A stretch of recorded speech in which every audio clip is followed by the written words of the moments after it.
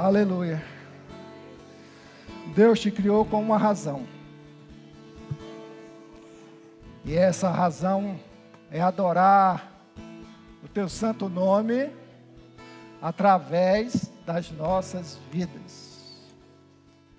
Nós podemos louvar o Senhor de todo o coração, reconhecer a grandeza, a majestade, a beleza dEle, mas também nós podemos louvar ao Senhor apenas de lábios. Por isso que a gente precisa conhecer verdadeiramente Cristo. Os evangelhos dizem: os verdadeiros adoradores adorarão o Pai em espírito e em verdade. E eu creio que você está aqui nesta noite para adorar o Pai em espírito e em verdade, para colocar diante dele todo o teu coração, para colocar diante dele a sua atenção, para colocar-se diante da palavra dele e ser confrontado. O objetivo da palavra do Senhor é nos tratar, mas no sentido de nos cuidar, de nos ver melhores, para que a gente possa ser diante do altar dele, aqui na eternidade, verdadeiros adoradores. Amém? Você pode dar uma salva de palmas para o Senhor Jesus? Glória a Deus. Amém. Que Deus abençoe. Você pode assentar-se. E eu os convido a abrir a Bíblia Sagrada no Evangelho escrito por João, capítulo 8, a partir do versículo de número 1 até o versículo de número 11. Amém? Diz o texto sagrado na minha tradução, a NVT, nova versão transformadora. Diz o texto sagrado: Jesus voltou ao Monte das Oliveiras, mas na manhã seguinte, bem cedo, estava outra vez no templo. Logo se reuniu com uma multidão, e ele se assentou e a ensinou. Então, os mestres da lei e os fariseus lhes trouxeram uma mulher pega em adultério e a colocaram diante da multidão.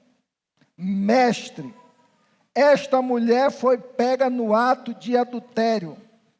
Disseram eles a Jesus: a lei de Moisés ordena que ela seja apedrejada. E o Senhor, o que nos diz? Procuravam apanhá-lo numa armadilha, ao fazê-lo dizer algo que pudesse usar contra ele. Jesus, porém, apenas se inclinou e começou a escrever com o dedo na terra. Eles continuaram a exigir uma resposta, de modo que ele se levantou e disse: aquele de vocês que nunca pecou, atire a primeira pedra. Então, inclinou-se novamente e voltou a escrever na terra. Quando ouviram isso, foram saindo, um de cada vez, começando pelos mais velhos, até que só restaram Jesus e a mulher no meio da multidão. Então Jesus se levantou de novo e disse à mulher: onde estão os seus acusadores? Nenhum deles a condenou? Não, Senhor, respondeu ela. E Jesus disse: eu também não a condeno. Vá e não peques mais. Amém? Pai, em nome de Jesus, nós estamos diante de uma porção preciosa da Tua palavra. Mas precisamos, ó Pai, da Sua direção, a direção do Teu Santo Espírito, para que possamos ministrar sobre esse texto. Nós precisamos da graça do Senhor para entender esse texto. Todos nós precisamos da graça do Senhor para colocarmos esse texto em prática nas nossas vidas. Que o Senhor nos abençoe em tudo e que o Seu nome seja glorificado em nossas vidas. E assim oramos em nome de Jesus. Amém? Esse texto sagrado, essa porção da palavra de Deus, ela é de uma realidade tremenda, tanto no passado, como nos nossos dias, no tempo em que nós vivemos. É uma passagem que ela tem o objetivo de nos mostrar o nosso eu, a graça de Deus em frente aos pecadores. Quando eu me debruço nesse texto, eu vejo saltando ali aos meus olhos, e provavelmente diante dos seus olhos também, o encontro da graça com o pecado. E é muito profundo, porque nós estamos diante de um texto que ele fala da lei, aplicação da lei, que era o esforço humano para se chegar à salvação e para agradar a Deus. Por outro lado, nós estamos diante da graça, do perdão e da misericórdia de Deus, que é um favor imerecido sobre nossas vidas. Nós não merecemos, mas o Senhor as concede. Quando eu mergulho nesse texto, e eu recomendo a vocês, quando ler qualquer texto bíblico, entre naquele contexto como um personagem, para que você possa sentir com a sua sensibilidade o que passa no coração das pessoas, o que o Senhor estava a dizer, a necessidade de postura e posicionamentos que precisamos tomar. Sou eu dentro do texto. A mulher adúltera somos todos nós. A condição de pecador somos todos nós. A sociedade representada pelos fariseus. E a graça maravilhosa do Senhor Jesus Cristo. São realidades, irmãos, que a gente não pode olhar com as nossas lentes espirituais apenas para o passado. Nós precisamos olhar essa realidade com os olhos dos tempos em que nós vivemos. Perguntas eu fiz a esse texto. Uma delas: o que acontece quando a santidade de Deus se encontra com a miséria do pecado humano? O que é que acontece com a santidade de Deus quando se encontra com o homem pecador? Onde você lê aí adultério, você lê outros tipos de pecados. que faz o Deus justo diante de uma mulher culpada e uma multidão de hipócritas pronta para apedrejar. O sentido da palavra hipócrita aí são pessoas que usam máscaras, apresentam-se de uma forma, mas em seu particular, em seu íntimo, possuem os seus defeitos, os seus pecados. Quando eu leio esse texto, eu vejo uma sociedade injusta acusando alguém por força do seu pecado. Isso salta aos olhos. E isso não se distancia da nossa realidade como igreja hoje. E no contexto de uma sociedade julgadora. Uma sociedade injusta que nós vivemos, buscando um erro na divindade. O que nós mais vemos é uma sociedade, um mundo, querendo desconstruir a graça de Deus, querendo desconstruir Deus. Quando chega-se ao ponto até a dizer que Deus não existe. Uma sociedade presunçosamente certinha, que não resiste, contudo, a ser confrontada. Quando nós confrontamos com a palavra de Deus a sociedade, ela se sente ofendida. Uma sociedade distante, que não conhece nem a misericórdia, nem o perdão. Isso eu consigo enxergar no texto.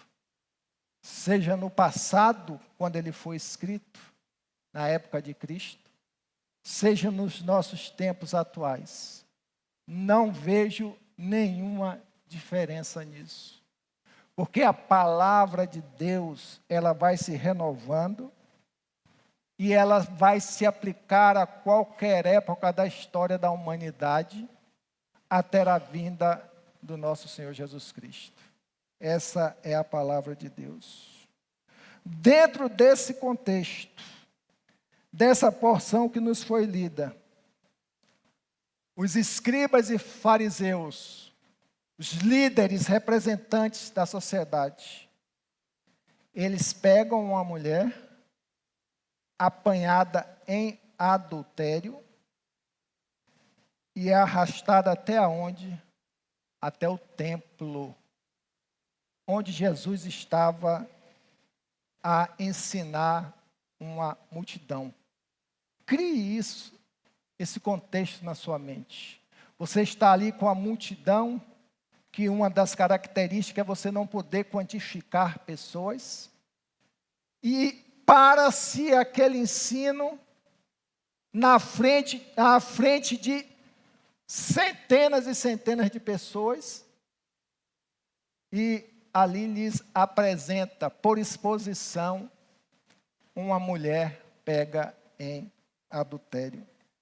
Ela é exposta ao povo, e ela é acusada pelos líderes religiosos de cometer um grave pecado e colocada aos pés daquele homem que é a própria verdade encarnada, Jesus Cristo. Olha que situação. Disse há pouco que ali está nos revelando um encontro bem claro da graça com o pecado e a miséria humana. Ali está retratando a insensibilidade do coração do ser humano, do seu coração, do meu coração.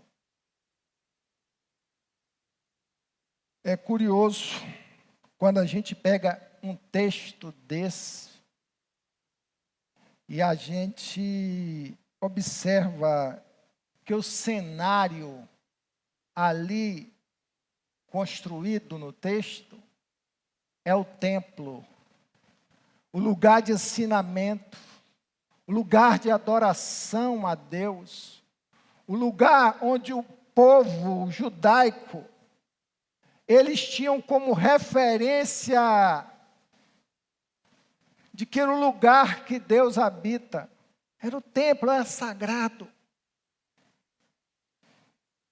Lugar de adoração se torna um palco de vergonha, se torna um palco de julgamento. O texto nos mostra que o local de santidade passou a ser um local de vergonha e de impureza. Não só pelo um pecado cometido, mas também pela insensibilidade dos acusadores. Aquilo deveria ser casa de oração, mas foi transformada num tribunal humano. Mas naquele momento é revelado o pecado do homem, a graça de Deus em toda a sua intensidade. Vocês perceberam a profundidade desse texto?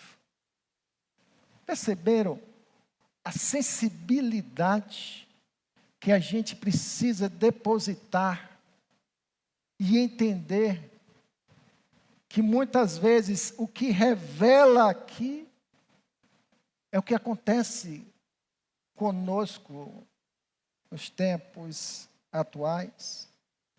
Aquela mulher estava em pecado, sim.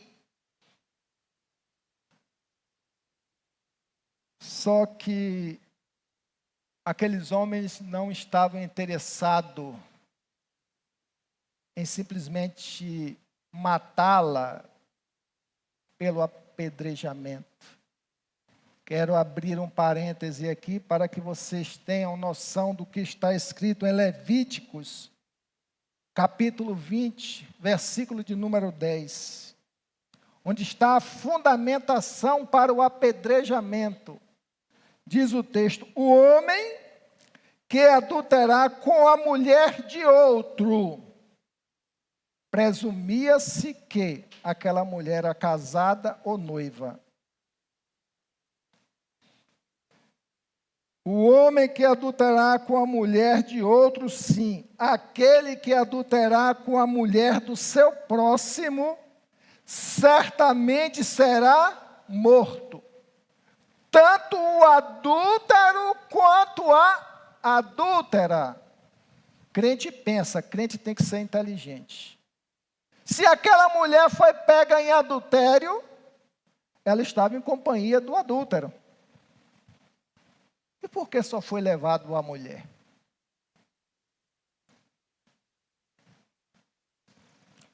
Começamos a observar aqui o senso de injustiça que pauta o coração do homem. Havia uma lei, mas que por interesses não estava sendo respeitada.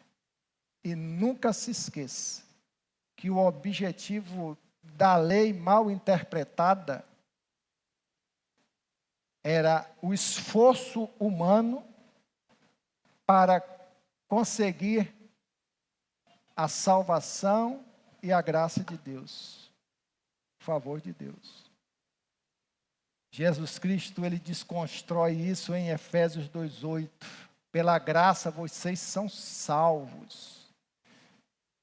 Isso não vem de vós, é pela fé. para que ninguém se glorie. Eles, certamente, o texto revela o propósito principal. Era colocar Jesus em xeque. Porque eles não mataram a mulher antes de levar a Jesus. O Império Romano tinha proibido esse tipo de execução. Só o legitimando se o império autorizasse. A gente relembra aqui o que aconteceu com Estevão, que foi apedrejado, e o texto fala, e Paulo, como um fariseu, como um romano também, ele autorizou. Ele ficou silencioso.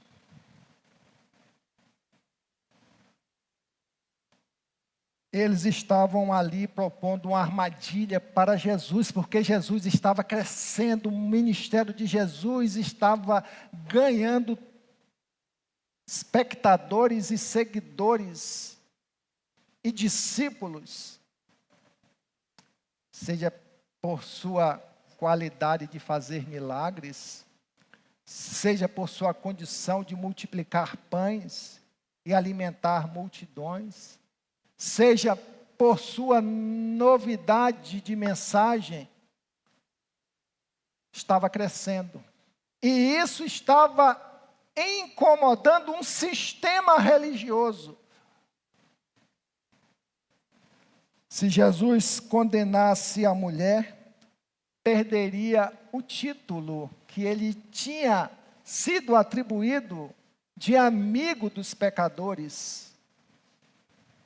Mas se ele absolvesse, ele seria acusado de violar a própria lei como um judeu. Então o sentido maior era colocar o ministério de Jesus Cristo em xeque. E a cena foi bem montada, posso dizer, com uma precisão cirúrgica. E tem determinadas situações que nós só conseguimos reagir ou responder motivado por uma ação que se chama sabedoria, sabedoria de Deus. Se nós não tivermos sabedoria, nós não temos condição de responder, de resolver e de não se envolver. Por isso precisamos a cada dia de sabedoria. Olha o quadro. O pecado está exposto. Os acusadores estão armados, todos com suas pedras em mãos. A multidão, ela se aglomera, porque a multidão também teria que apedrejar.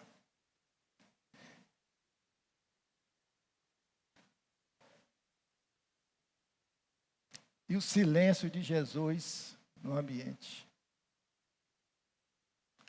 Jesus não falou nada. Ele estava em pé,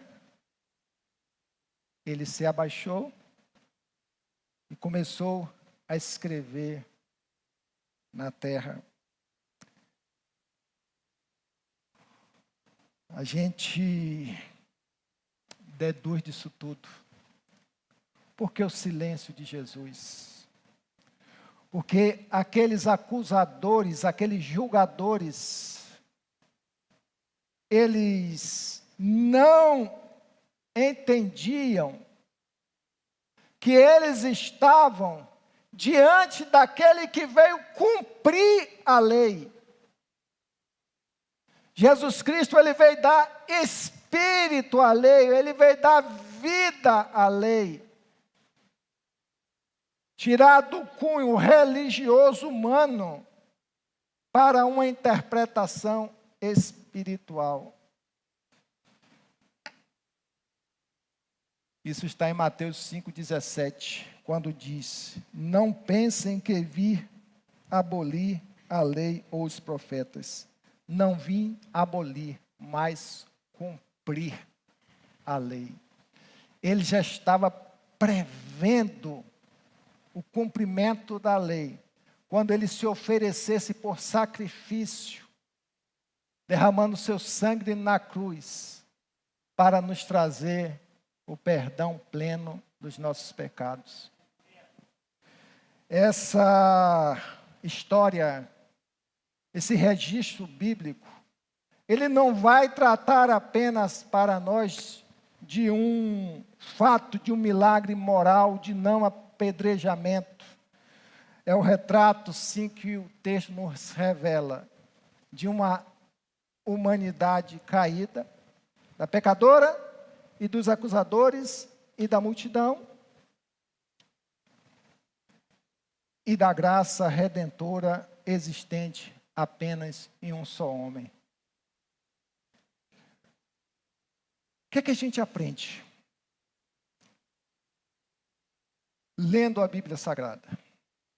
Em Romanos 3, 23, um dos textos mais conhecidos da Bíblia Sagrada, quando fala, porque todos pecaram e carecem o quê? Da graça de Deus, ou estão destituídos da glória de Deus, da misericórdia de Deus. É sobre essa graça, é sobre essa misericórdia que fez o Senhor Jesus se abaixar e começar a escrever na areia, e que ninguém sabe o que estava sendo ali escrito, mas poderia presumir aqui, por não ser herético, ele escrevendo ali no chão, graça e misericórdia. O reverendo Hernandes Dias Lopes, se você quer aprender a conhecer um pouco mais da Bíblia Sagrada, compre os comentários do teólogo, professor e pastor Hernandes Dias Lopes. Ele escreve: a graça de Deus é escandalosa, porque ela alcança quem não merece, perdoa quem não pode pagar e levanta quem o mundo quer derrubar. É a graça de Deus. A história da mulher adúltera, irmãos e irmãs, vocês que nos acompanham na internet, é a sua história, é a história da humanidade, é a história de uma pessoa culpada diante da lei e alcançada pela misericórdia vinda através de Jesus Cristo. E é essa graça que nos transforma, nos liberta, nos cura, nos sustenta, nos traz uma nova identidade em Cristo. Todos nós carecemos da graça de Deus, porque nós não merecemos nada, a não ser a condenação. Mas Cristo veio com as suas graças, com a sua graça, para nos trazer o perdão pleno, a salvação e a condição de vivermos uma nova vida com uma nova identidade. É isso que se manifesta a graça de Deus. Mas eu quero observar algumas coisas dentro desse texto para a nossa realidade como homens e mulheres pecadores. Eu vejo aqui dentro desse texto que o pecado humilha. Eu me lembro que eu estava numa conferência de jovens há muitos anos atrás, e a palavra que o Senhor colocou na minha boca para ministrar é que o pecado é gostoso. O pecado é gostoso. Só que é um preço muito caro.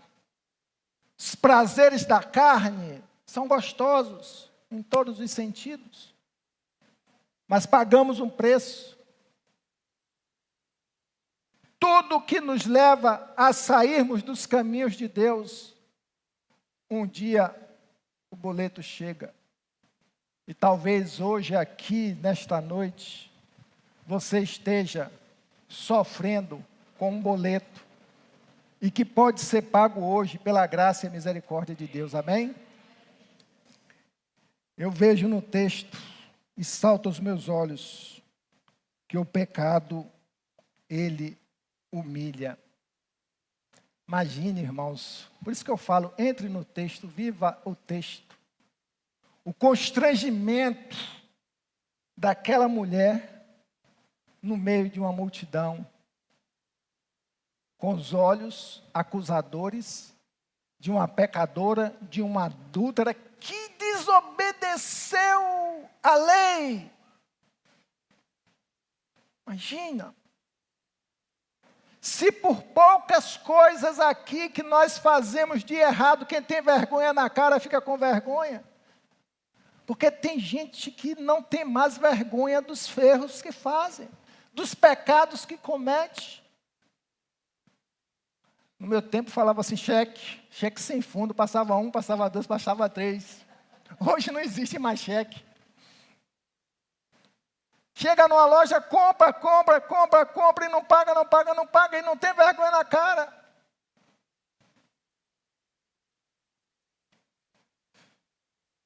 Mas o pecado, ele nos humilha e ele quer nos destruir.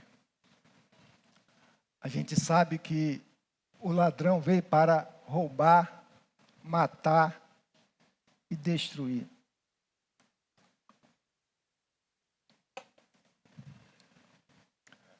Quando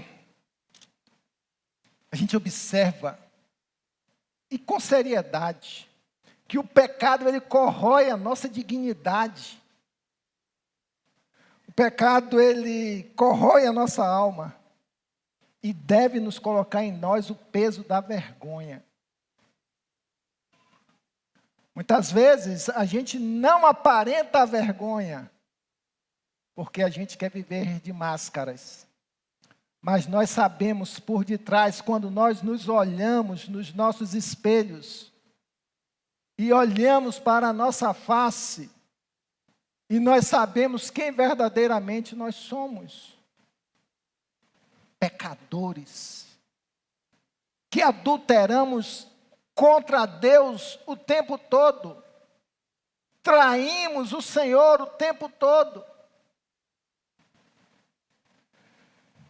Aquela mulher arrastada publicamente, até chegar ao templo, sem compaixão ou misericórdia, há apenas exposição e humilhação. Por isso que eu e você, nós devemos ter muito cuidado ao usar o nosso arbítrio para acusar e julgar pessoas. Isso demonstra que há em nós um grau muito elevado de insensibilidade. E que nós não estamos aqui para julgar. Nós estamos aqui para ajudar pessoas. Estamos aqui para ajudar a restaurar vidas. A ser suporte na vida de pessoas, para que pessoas tenham as suas vidas transformadas. O texto nos revela que aqueles homens não estavam muito preocupados com a mulher, eu já disse aquilo. Eles queriam ver o posicionamento de Jesus, essa postura de Jesus que vamos avançar no texto, não exclui a existência do pecado, tanto dela como dos seus acusadores. Porque Jesus, na sua postura e em sua resposta, ele não negou a lei, ou melhor, em sua resposta silenciosa, ele não negou a lei, mas sim ele estava ali revelando o seu único e verdadeiro propósito, o propósito do seu ministério,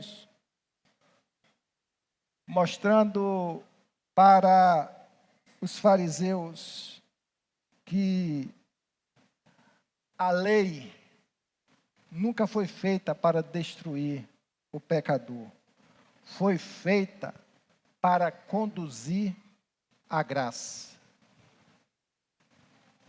Irmãos, irmãs, quantas vezes nós agimos como fariseus, exibindo a culpa alheia para esconder as nossas.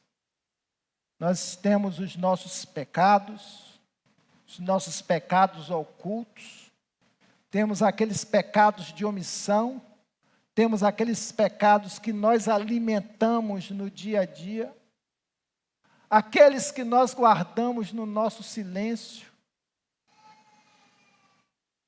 mas, por outro lado, a gente sempre manifesta a nossa intenção de ver exposta a culpa, o pecado alheio. E mais grave ainda, quantas vezes nós, na nossa avaliação, como fariseus, estamos com as mãos cheias de pedras para julgar pessoas e lançá-las sobre pessoas.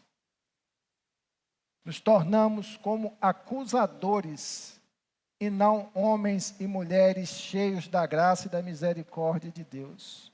Quantas vezes eu posso tirar aqui o exemplo de um médico que um paciente bem doente e enfermo, para morrer, precisa de uma cirurgia imediata.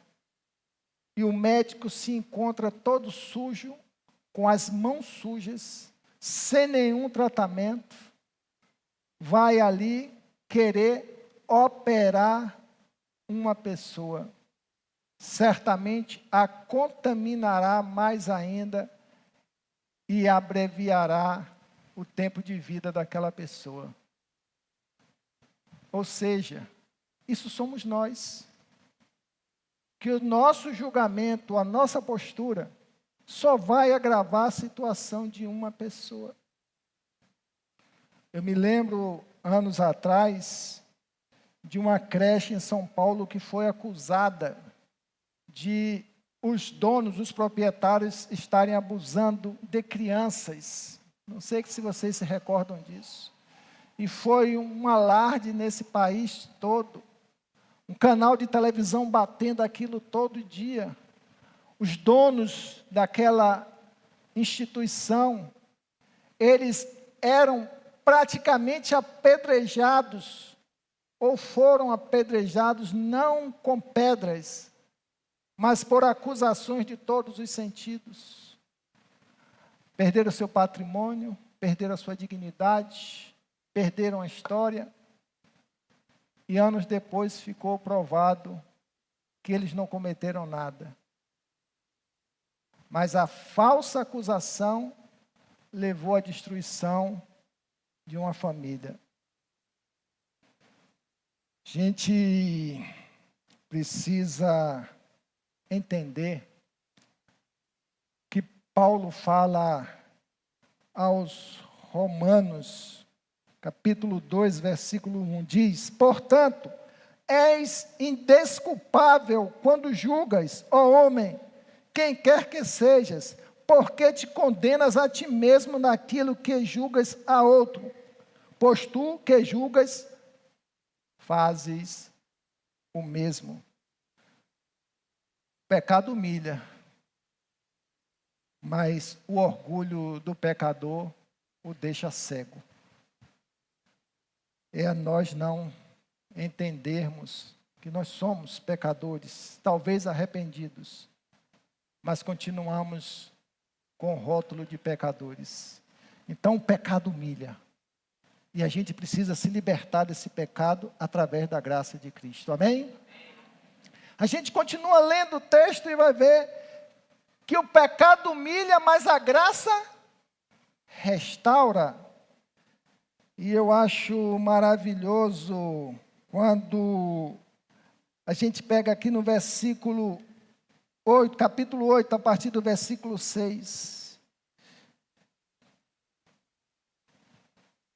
Ou mais adiante, para não ter que lê-lo todo, no 9. Quando ouviram isso, foram saindo de cada vez, começando pelos mais velhos, até que só restaram Jesus e a mulher no meio da multidão. Quando eles ouviram, aquele que não tiver pecado, que atire a primeira pedra. Sabe o que eu vejo aí? É um momento onde o céu toca a terra, onde a graça de Deus toca a terra, onde a graça de Deus é materializada na vida do homem pecador. Jesus, ele não responde de imediato. Jesus não faz nenhum discurso eloquente. Há gritos daqueles homens, buscando uma resposta. Mas Jesus em nada disse. Aqueles homens, um a um, ao perceberem a postura de Cristo, aquele que não tiver pecado, que atire a primeira pedra. A grande irresposta de sabedoria dele. Jesus se abaixou, continuou escrevendo no chão. Aqueles homens começaram a se afastar um a um. E ali só ficou Jesus, a mulher e a multidão. Jesus levanta, olha para aquela mulher e pergunta: onde estão os teus acusadores? Onde estão os teus acusadores? Nenhum deles a condenou? Não, Senhor, respondeu ela. O que eu acho interessante aqui, que a gente deve tomar de exemplo, que aqueles acusadores entenderam a mensagem. Mesmo sendo doutores, escribas, fariseus, eles reconheceram que eram pecadores. Largaram as suas pedras e voltaram. E a gente precisa pensar, qual é a minha postura? Qual será a minha postura quando enfrentar situações como esta? Quero dizer, irmãos, que embora a presença da santidade de Deus expor os nossos pecados, Deus sabe que nós somos pecadores. Deus sabe que nós temos defeitos. Deus sabe que nós temos um coração corrompido. Deus sabe tudo. Deus sabe o que está no meu coração e Deus sabe o que está no seu coração. Sabe os pecados que você tem alimentado no seu coração. Porque Ele é santo. Porque Ele é onisciente, Ele sabe de todas as coisas. E na sua onipresença Ele conheceu todas as coisas. Ele sabe de tudo. E não cabe a nós esconder. Aqueles homens, interessantes, que iriam condenar e saíram condenando a sua consciência maldosa, insensível, quando foram confrontados. Jesus Cristo, na sua grandeza, Ele manifestou, porque Ele é a graça de Deus. Jesus Cristo, Ele desarma a justiça humana. Se você está aqui nesta noite, e você vem sendo acusado ou acusada dos seus pecados, por mais que os tenha cometido, nós precisamos entender que Jesus desarma a justiça humana através da revelação do seu amor divino. Jesus não nega a existência do pecado no nosso coração, mas ele nos trata com compaixão e com perdão. Jesus não diz, ela é inocente, mas mostra, interessantemente, que todos são culpados. Quem não tiver pecado, que atire a primeira pedra. Então, irmãos, Paulo ele fala uma coisa interessante aos romanos. Já que nós temos a graça, eu posso viver deliberadamente pecando? Não posso. A graça não é desculpa para pecar mais, mas força que o Senhor nos concede, inclusive de entendimento, para que não pequemos outra vez. Vá, mas não peque mais. Veja, irmãos e irmãs, que como eu e você, aquela mulher não fez nada para merecer o perdão de Jesus. Ela não fez nenhum ato, nenhuma promessa, nenhuma penitência. Ela apenas diante de Jesus, ela se mostrou vulnerável, silenciosa, sem justificativa, reconhecendo o seu pecado no seu silêncio. Mas, ali no chão, Jesus Cristo continuava com sua graça e com a sua misericórdia. A Bíblia diz, no Salmo 103, verso 8, o Senhor é misericordioso e piedoso, tardio em irar-se e grande em benignidade. Coisa linda. Posso ouvir um amém aí? E grande benignidade. Não importa o tamanho do seu pecado, não importa a sua situação de vida, não importa aquilo que você acha que não tem jeito, o Senhor é bom, o Senhor é benigno, Ele veio para isso, para te perdoar, para te restaurar, para te trazer uma nova vida, para te transformar, para te dar um novo coração. Mas tudo precisa partir de um princípio.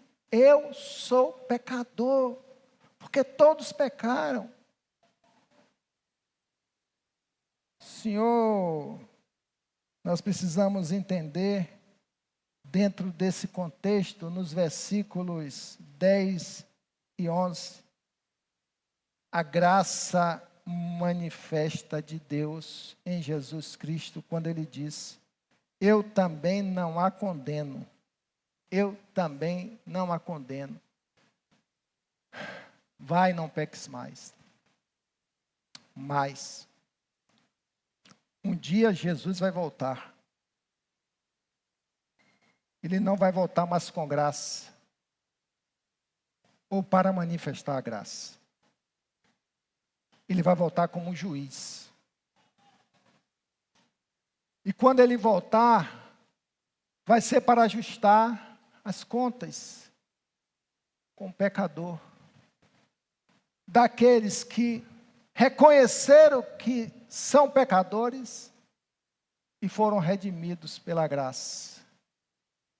E para condenar aqueles que ouviram a verdade, mas com seus corações endurecidos, não se renderam à verdade de Cristo e preferiram continuar na caminhada de pecado.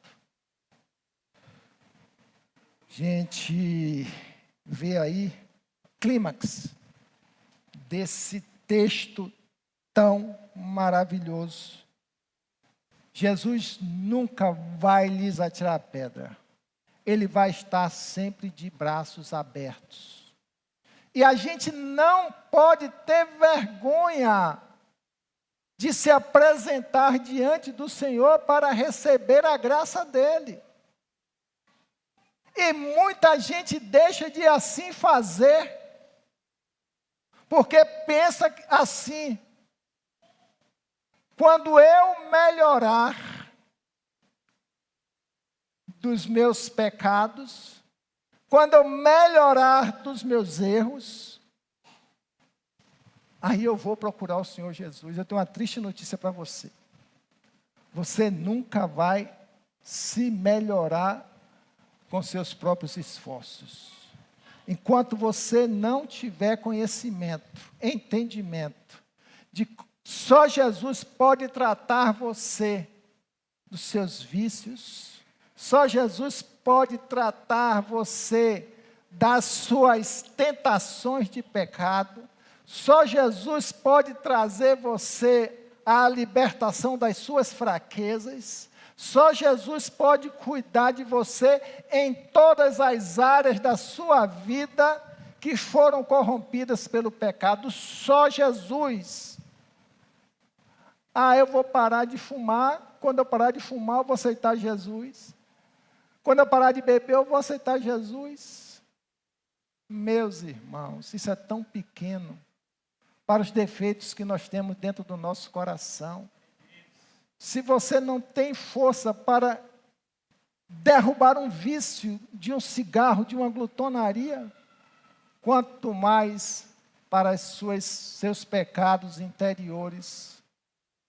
E a gente precisa entender a não relativação ou relativar o pecado na nossa vida. Isso pode, isso não pode. A palavra de Deus, ela é prescritiva do que é errado, do que nós não devemos fazer.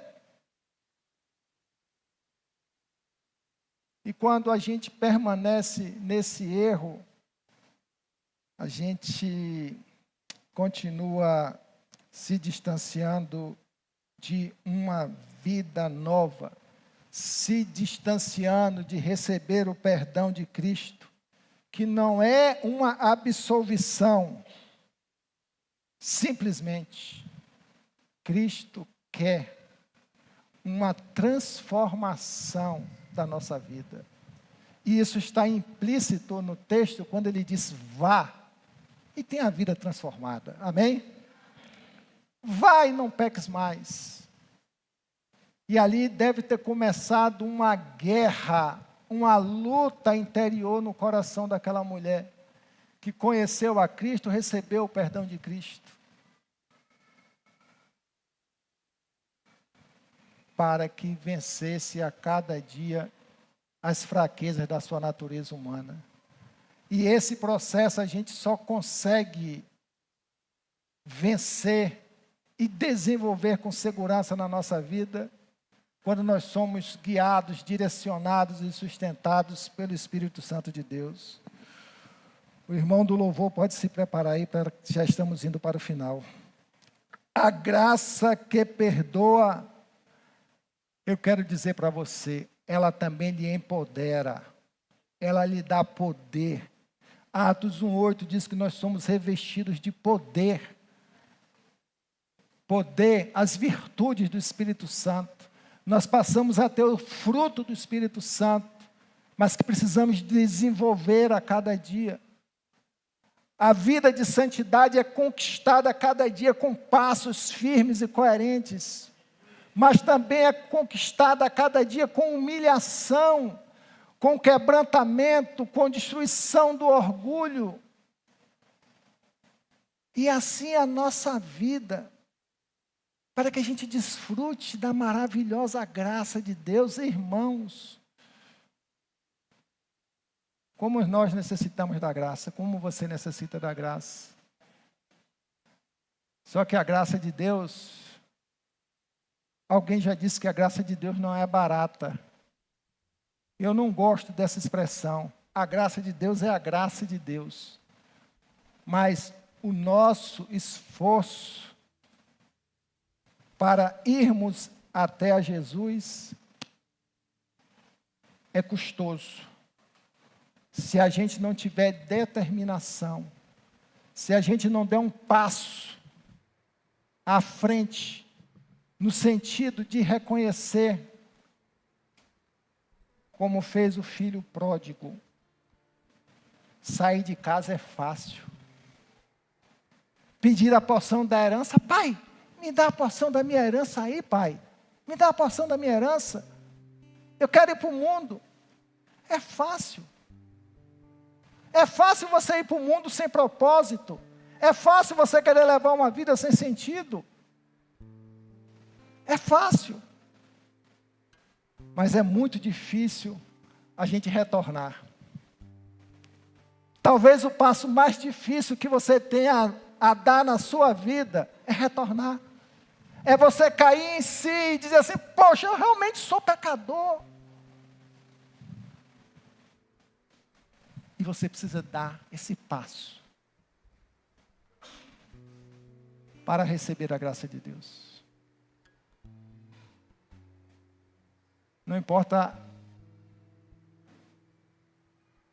o grau, o nível, a condição de seu pecado.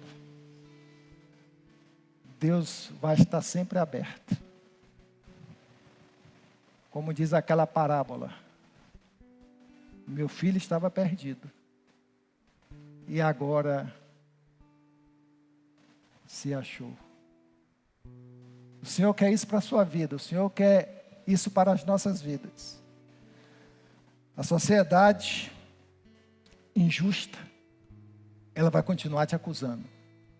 A sociedade injusta vai dizer que perdão de Deus não tem valor. A sociedade presunçosa, como certinha, ela vai duvidar que Deus transformou a sua vida.